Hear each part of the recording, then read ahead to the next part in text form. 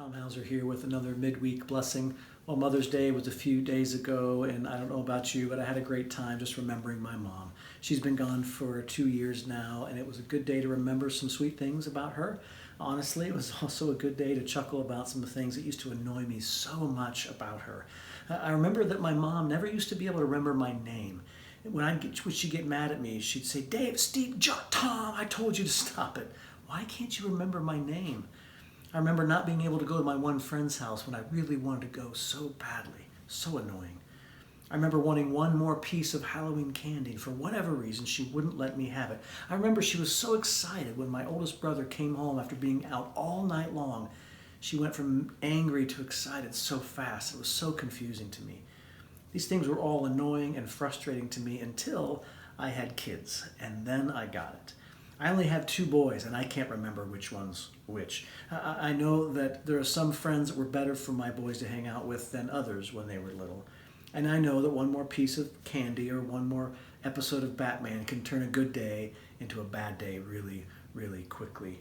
How did I learn these things? Well, my perspective changed. As I experienced more, I knew more, I cared more, my eyes were open to see things from a different perspective.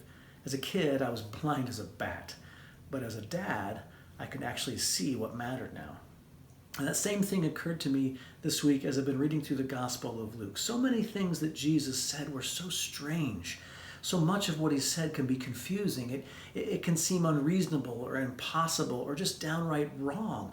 This is especially true in Luke chapter 6, where he says some crazy things. He tells us to do good to people who hate us. He tells us to bless people who curse us, to give even more to those people who take things from us, to love people that do evil things to us. He tells us to lend money with no expectation of ever getting it back, and to do that to people who are our enemies. This is crazy stuff.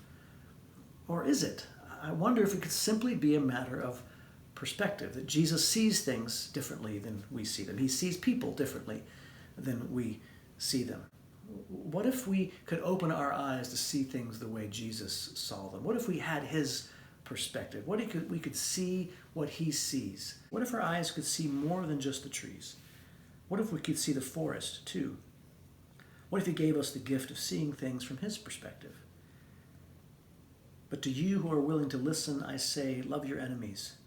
Do good to those who hate you. Bless those who curse you. Pray for those who hurt you.